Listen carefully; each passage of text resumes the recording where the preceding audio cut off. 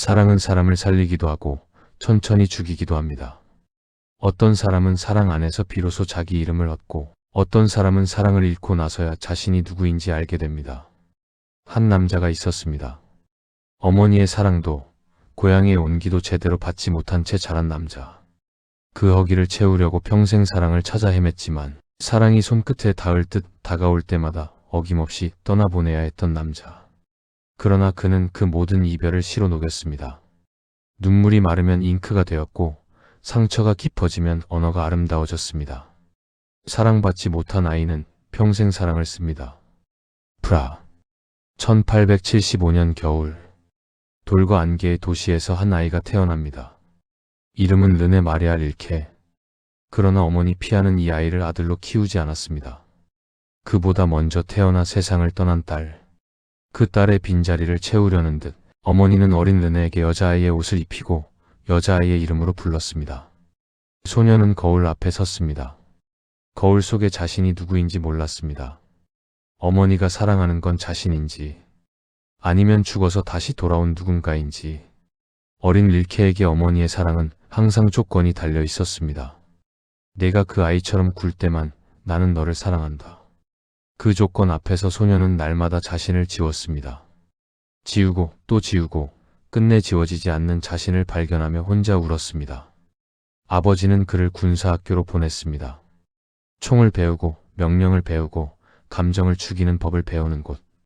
차가운 막사, 새벽의 점호, 쇠 냄새가 배있는 폭도. 그 모든 것이 소년에게는 고문이었습니다. 그러나 릴케는 총 대신 펜을 쥐었습니다. 담요를 뒤집어 쓰고 촛불 하나를 켜고 몰래 시를 썼습니다. 그 시들은 모두 한 가지를 말하고 있었습니다. 나를 사랑해주세요. 제발 나를 있는 그대로 보아주세요. 그 상처가 씨앗이 되었습니다. 평생 사랑에 굶주릴 영혼의 씨앗. 그리고 동시에 세상에서 가장 아름다운 사랑의 언어를 빚어낼 씨앗이. 사랑받지 못한 아이는 평생 사랑을 씁니다. 20을 갓 넘긴 릴케는 프라하를 버렸습니다. 그 도시에는 너무 많은 상처가 깔려 있었으니까요. 어머니의 실망한 눈빛, 아버지의 차가운 침묵, 군사학교의 냄새가 밴 돌바닥. 그 모든 것을 두고 미넨으로 갔습니다. 미넨의 거리는 달랐습니다. 예술가들이 카페에서 밤새 논쟁했고 시인들이 살롱에서 시를 낭송했습니다.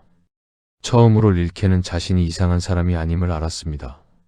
그곳에서 발레리 폰 다비트 론펠트를 만납니다. 젊고 예민하고 시를 사랑하는 여인. 릴케는 처음으로 진지하게 사랑에 빠졌습니다. 그녀에게 매일 편지를 썼고 함께 프라하와 미넨을 오갔습니다. 두 사람은 서로의 시를 읽어주고 서로의 꿈을 이야기했습니다. 하지만 그에게는 이상한 버릇이 있었습니다. 여인을 사랑하는 건지, 여인 안에 담긴 무언가를 사랑하는 건지, 사랑하면서도 늘 한 발이 물 밖에 나와 있는 사람. 완전히 뛰어들지 못하고 완전히 떠나지도 못하는 사람. 발레리는 물었습니다. 당신은 나를 사랑하는 건가요? 아니면 나를 바라보며 시를 쓰는 건가요? 릴케는 대답하지 못했습니다. 그 침묵이 이별이었습니다. 사랑은 그에게 언어보다 먼저 왔고 언어보다 늦게 떠났습니다. 그래서 그는 사랑이 끝나도 홀로 남아 그것을 시로 썼습니다. 이별이 완성한 시들, 상처가 조각한 아름다움들, 그리고 1897년 미넨의 한 살롱. 릴케는 그날 왜 그 자리에 있었는지 나중에도 설명하지 못했습니다. 우연처럼 그러나 운명처럼 문이 열렸습니다. 한 여인이 들어섰습니다. 36. 유명한 작가이자 철학자. 은빛 눈동자의 치성과 열정이 공존하는 얼굴. 방 안의 공기가 달라졌습니다. 사람들이 그녀 쪽을 돌아보았습니다. 릴케도 돌아보았습니다. 그 순간 심장이 멈추는 것을 느꼈다고 훗날 편지에 썼습니다. 그녀의 이름은 루살로메였습니다. 당신은 내 안의 신이요. 당신을 통해 나는 처음으로 나를 보았소. 루살로메. 이 이름 하나 앞에서 3명의 천재가 무릎을 꿇었습니다. 철학자 프리드리히 니체는 그녀에게 2번 청혼했습니다. 2번 모두 거절당했습니다. 1882년 봄, 로마의 한 살롱.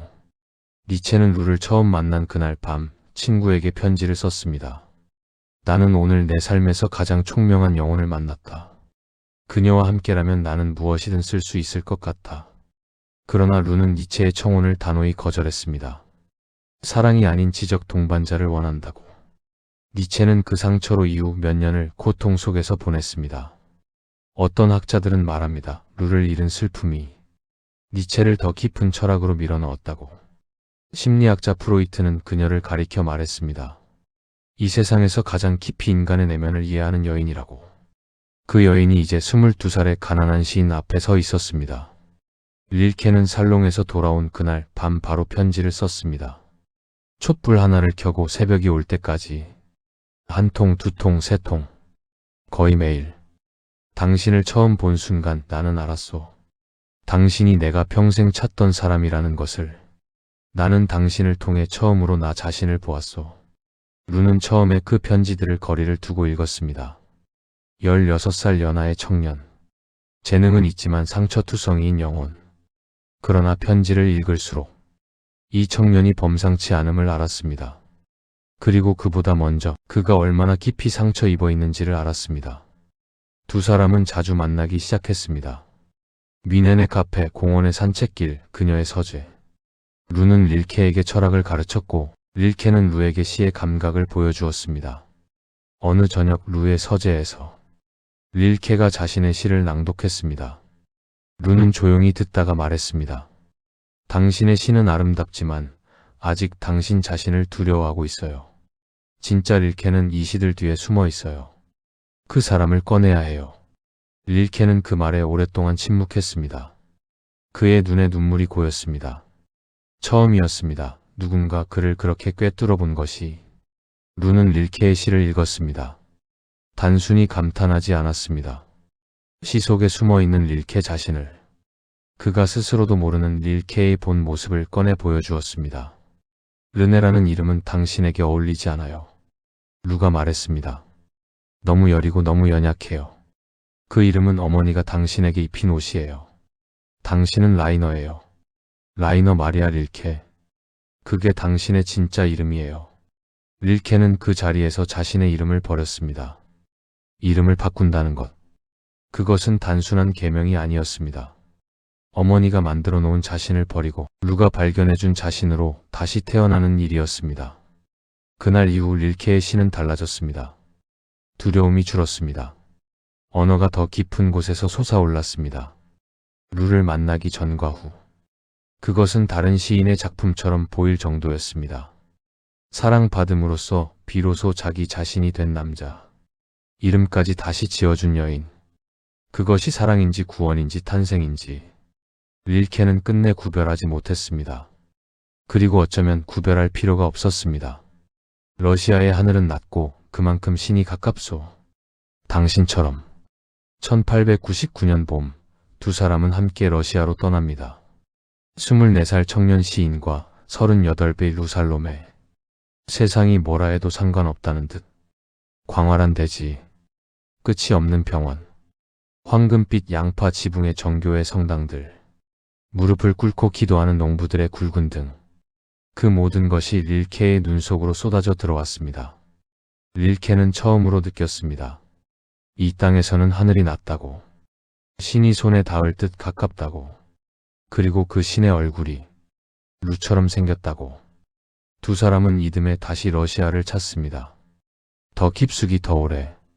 함께 러시아어를 공부하고 민중의 삶 속으로 걸어 들어갔습니다. 볼가강을 따라 내려가며 이름 모를 성당 앞에서 함께 무릎을 꿇었습니다. 릴케는 여행 내내 글을 썼습니다. 신에게 쓰는 편지인지 루에게 쓰는 편지인지 모를 언어들. 당신은 나의 신입니다. 그러나 당신이 나를 만들었으니 나는 당신 없이 기도하는 법을 모릅니다. 그 언어들이 훗날 기도 시집이 되었습니다. 20세기 독일어 시의 가장 아름다운 봉우리 중 하나. 러시아에서의 날들은 릴케의 생에 가장 충만한 시간이었습니다. 루 곁에서 그는 두려움이 없었습니다. 글이 막히지 않았습니다. 고독하지 않았습니다. 루는 그에게 스승이었고 고향이었고 종교였습니다. 어머니에게서 받지 못한 것들을 루는 아무렇지 않게 주었습니다. 그러나 루는 알고 있었습니다. 이 사랑이 아름다울수록 릴케는 점점 더루 없이는 아무것도 할 수 없는 사람이 되어간다는 것을. 그녀는 릴케를 사랑했습니다. 그러나 바로 그 사랑 때문에 그를 놓아주기로 결심했습니다. 당신이 떠난 자리에 바람이 들어왔소. 나는 그 바람으로 시를 썼소. 이별은 편지 한 장으로 왔습니다. 루의 글씨로 쓰인 짧은 문장들. 더 이상 이전과 같은 관계를 이어갈 수 없다는 내용. 따뜻하게 쓰여 있었습니다. 그래서 더 잔인했습니다. 릴케는 편지를 읽고 또 읽었습니다. 혹시 다른 뜻이 있는 건 아닐까 하고. 그러나 루의 문장은 언제나 명확했습니다. 그것이 루가 위대한 이유였고 릴케에게는 가장 고통스러운 이유였습니다. 릴케는 무너졌습니다. 나무가 뿌리째 뽑히듯 땅이 사라졌습니다. 발 디딜 곳이 없었습니다. 밤마다 편지를 썼습니다. 루에게 보내지 못하는 편지들. 당신 없이 나는 어떻게 숨을 쉬어야 합니까? 당신 없이 나는 어떻게 시를 써야 합니까? 당신이 나의 언어였으니 당신이 떠나면 나는 벙어리가 됩니다. 파리로 갔습니다. 도망치듯. 파리에서 조각가 로댕의 조수가 됩니다. 로댕은 말했습니다. 일하시오. 매일. 돌을 보고 그 안에 있는 것을 꺼내시오. 기다리면서 일하면 영감은 옵니다. 릴케는 돌을 깎듯 슬픔을 깎았습니다. 루가 없는 세상을 언어로 조각했습니다. 그 시기에 쓴 시들은 아름답지만 서늘했습니다. 빛이 없는 빛, 온기 없는 불. 그리고 조각가 클라라 베스트호프를 만납니다. 강하고 독립적인 여인, 손에 흙이 묻어있는 예술가. 릴케는 그녀와 결혼했습니다. 그러나 결혼은 안식이 아니었습니다. 결혼이라는 형식 안에서 릴케는 더 외로웠습니다. 클라라는 릴케를 사랑했지만 릴케가 필요한 건 사랑이 아니었습니다. 루였습니다. 딸 루트가 태어났습니다. 그러나 릴케는 아내와 딸을 두고 다시 혼자 길을 떠났습니다. 사랑을 찾아다니는 사람이 사랑을 지키지 못하는 슬픔. 그것이 릴케의 비극이었습니다. 그리고 릴케는 그것을 알고 있었습니다. 알면서도 멈출 수 없었습니다. 나는 모든 여인에게서 당신의 흔적을 찾았소. 이후에 릴케는 유럽 전역을 떠돌았습니다. 파리, 로마, 스웨덴, 스페인, 이집트. 한 도시에 오래 머물지 않았습니다. 뿌리 없는 나무는 바람 따라 굴러다닐 뿐이니까요. 릴케는 그 시절을 두고 편지에 이렇게 썼습니다. 나는 어디에도 속하지 않습니다. 모든 도시가 나를 환영하지만 어느 도시도 나를 붙잡지 않습니다. 나는 손님이요. 언제나 손님이요. 여인들이 있었습니다. 귀부인들, 예술가들, 시를 이해하는 여인들. 릴케는 그녀들에게 아름다운 편지를 썼고 그녀들은 릴케에게 저택을 빌려주고 식사를 제공하고 시간을 주었습니다. 마그다 폰 하팅베르크. 베를린의 피아니스트였습니다. 두 사람은 반년 동안 매주 긴 편지를 주고받았습니다. 릴케는 그녀를 베니마라고 불렀습니다. 내 안의 것이라는 뜻으로. 그녀는 릴케를 위해 베토벤을 연주했고 릴케는 그 소리를 들으며 울었다고 편지에 썼습니다. 당신의 음악은 내가 잃어버린 것들을 돌려줍니다. 그러나 나는 그것을 받을 자격이 없는 사람 같습니다. 그러나 릴케는 매번 같은 실수를 반복했습니다. 사랑에 완전히 뛰어들지 않는 것. 항상 자신의 일부를 숨겨두는 것. 그 숨겨둔 부분의 이름은 루였습니다. 그 중에서도 가장 뜨거운 이름. 마리나 츠베타예바. 러시아의 여성 시인. 릴케만큼 뜨겁고 날카로운 언어를 쓰는 여인. 1926년 두 사람은 공통의 친구 보리스 파스테르나크를 통해 연결됩니다. 파스테르나크가 릴케에게 편지를 썼습니다. 제가 아는 가장 위대한 러시아 여성 시인이 당신을 흠모합니다. 그녀의 이름은 마리나입니다. 마리나는 릴케에게 처음 편지를 쓰던 날을 회고록에 남겼습니다. 나는 3번 썼다가 3번 찢었다. 위대한 시인 앞에서 나는 갑자기 어린아이가 되어버렸다. 4번째 편지를 쓰면서 나는 결심했다. 그냥 솔직하게 쓰기로. 두 사람은 단 한 번도 만나지 않았습니다. 그러나 그의 여름 내내 수백 통의 편지를 주고받았습니다. 시인과 시인이 잉크로 만든 사랑. 마리나는 썼습니다. 당신의 시를 읽으면 내 시가 부끄러워집니다. 그러나 내 시를 당신이 읽어준다면 나는 더 좋은 시인이 될 수 있을 것 같습니다. 릴케는 답했습니다. 당신의 편지가 도착하는 날, 나는 하루 종일 행복합니다. 당신의 언어는 내가 오랫동안 찾던 거울입니다. 그 안에서 나는 나를 봅니다. 잉크로 나누는 체온, 우표 위에 찍힌 입맞춤, 문장으로 만드는 포옹. 한 번도 손을 잡지 않았지만 어떤 연인보다 깊이 서로를 알았습니다. 그리고 루는 멀리서 여전히 그를 바라보고 있었습니다. 이따금 편지를 주고받았고 만남도 있었습니다. 1922년 릴케가 두이노 비가를 완성했다는 소식을 들은 루는 즉시 편지를 보냈습니다. 당신이 해냈군요. 나는 알고 있었어요. 당신은 반드시 해낼 사람이라는 것을. 릴케는 그 편지를 받고 책상 앞에 앉아 오랫동안 울었다고 비서에게 털어놓았습니다. 25해가 지나도 루의 편지 한 줄이 여전히 그를 무너뜨렸습니다. 루는 훗날 회고록에 썼습니다. 릴케와의 시간은 내 삶에서 가장 완전했던 시간이었다. 내가 그를 떠난 것은 그를 버린 게 아니라 그를 살린 것이었다. 사랑이란 때로 붙잡는 것이 아니라 놓아주는 것임을 루는 알고 있었습니다. 그리고 릴케는 평생 그것을 이해하려 했습니다. 두이노 비가 첫 행에 이렇게 썼습니다. 누가 내가 외친다 한들 천사의 서열들 가운데서 내 목소리를 들어줄 것인가. 1912년 겨울 이탈리아 두이노 성 아드리아해를 내려다보는 벼랑 끝 릴케는 그 무렵 극도로 지쳐 있었습니다. 클라라와의 결혼은 이미 이름뿐이었고 딸 루트는 멀리서 자라고 있었습니다. 아버지라는 이름이 자신에게 어울리지 않는다는 것을 릴케는 알고 있었습니다. 그리고 루는 여전히 닿을 수 없는 별이었습니다. 두이노 성의 여주인 마리폰 투른 운트 탁시스 공녀는 지친 릴케에게 성을 통째로 내어주었습니다. 그냥 여기 있어요. 쉬어요. 글을 쓰든 안 쓰든 상관없어요. 그러나 릴케는 쉬지 못했습니다. 밤마다 잠 못 이루고 성 안을 걸었습니다. 창밖으로 검은 바다가 출렁였습니다. 그것이 고독인지 그리움인지 아니면 오래된 죄책감인지 릴케 자신도 알 수 없었습니다. 1912년 1월의 어느 오전 릴케는 편지를 써야 했습니다. 답장을 미룬 편지들이 책상 위에 쌓여 있었습니다. 그는 편지를 쓰려다 문득 창밖을 내다보았습니다. 절벽으로 걸어 나갔습니다. 바람이 거셌습니다. 코트 자락이 흩날렸습니다. 100m 아래로 파도가 바위를 부수고 있었습니다. 그 순간 바람 속에서 목소리가 들렸습니다. 누가 내 외침을 들어줄까? 천사들 중에서. 릴케는 그 자리에 굳어버렸습니다. 그것이 바람 소리인지 파도 소리인지 자신의 내면에서 솟아오른 것인지. 그는 주머니에서 종이를 꺼냈습니다. 바람에 날릴 것을 알면서도 받아 적었습니다. 나중에 공녀에게 말했습니다. 오늘 아침 누군가 내게 말을 걸었소. 그것이 두이노 비가의 첫 행이 되었습니다. 그러나 비가는 쉽게 완성되지 않았습니다. 1914년 전쟁이 왔습니다. 유럽이 타오르고 청년들이 죽었습니다.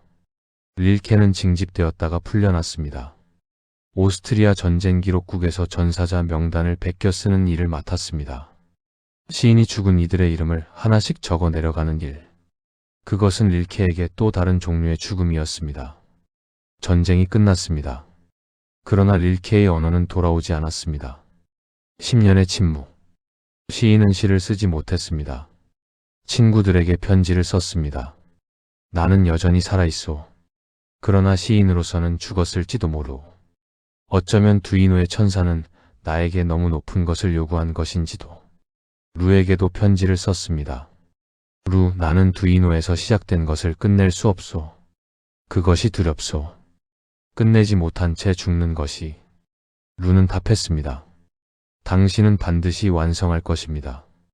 당신이 그 목소리를 들었다면 그 목소리는 당신을 떠나지 않습니다. 그리고 1922년 2월 스위스 미조트 성의 작은 탑방. 창밖에 눈이 내리던 밤 릴케는 혼자 책상 앞에 앉았습니다. 펜을 들었습니다. 그리고 댐이 무너지듯 강이 흘렀습니다. 2월 7일 그는 편지를 썼습니다. 오늘 밤 비가가 왔소. 10편 모두. 나는 사흘을 거의 자지 않았소. 그러나 지금 이 순간 나는 살아있소. 10년을 막혀있던 강이 흘렀습니다. 그 강물의 이름을 릴케는 알고 있었습니다. 루였습니다. 두이노 비가는 신에게 바치는 기도였습니다. 그러나 동시에 루에게 보내는 죽을 때까지 붙이지 못한 편지였습니다. 완성 소식을 들은 루가 편지를 보냈습니다. 당신이 해냈군요. 나는 처음부터 알고 있었어요. 그 목소리가 당신에게 말을 건 것은 우연이 아니었습니다. 사랑은 떠났지만 언어는 남았습니다. 언어가 남았기에 사랑은 죽지 않았습니다. 릴케는 그것을 증명해 보였습니다. 온몸으로. 릴케의 묘비명에 이렇게 쓰여 있습니다. 장미여, 오순수한 모순이여, 그토록 많은 눈꺼풀 아래 아무의 잠도 아닌. 1926년 12월 스위스 발몽 요양원. 릴케는 이미 몇 달째 몸이 좋지 않았습니다. 그러나 어느 날 사랑하는 이집트 친구가 그를 찾아온다는 소식이 왔습니다. 릴케는 정원으로 나갔습니다. 직접 장미를 꺾어 선물하고 싶었습니다. 장미 가시에 손이 찔렸습니다. 작은 상처였습니다. 누구라도 그냥 지나쳤을 상처. 그러나 릴케의 몸은 달랐습니다. 백혈병이 발병했고 그는 급격히 쇠약해졌습니다. 죽음이 다가오는 것을 느끼면서도 릴케는 의사의 진단을 거부했습니다. 그는 말했습니다. 나의 고통을 당신의 이름으로 부르지 마시오. 나는 내 죽음도 내 방식으로 이해하겠소. 나는 시인이오. 나의 것은 나의 언어로 읽혀야 하오. 그해 12월 29일 라이너 마리아 릴케는 눈을 감았습니다. 51살. 루살롬에는 그 소식을 들으며 오랫동안 침묵했습니다. 그리고 말했습니다. 그는 내가 알던 사람 중 가장 완전하게 사랑할 줄 알았던 사람이었다. 그리고 가장 완전하게 사랑받아 마땅한 사람이었다. 그의 묘비에는 그가 스스로 쓴 문장이 새겨졌습니다. 장미여, 오순수한 모순이여, 그토록 많은 눈꺼풀 아래 아무의 잠도 아닌. 장미로 살다 장미로 진 시인. 사랑받지 못해 평생 사랑을 썼고 사랑을 써서 끝내 불멸이 된 사람. 그의 무덤에는 오늘도 꽃이 놓입니다. 릴케를 사랑한 모든 이들의 이름으로. 그리고 루살로메의 이름으로. 언제나 루의 이름으로. 릴케는 이렇게 썼습니다.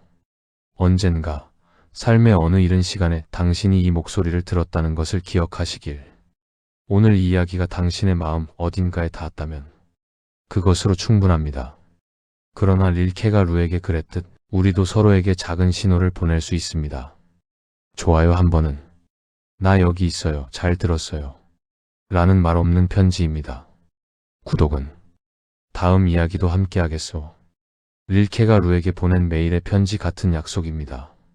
우리의 다음 이야기에서도 당신의 삶 안에 아름다운 무늬가 새겨지기를.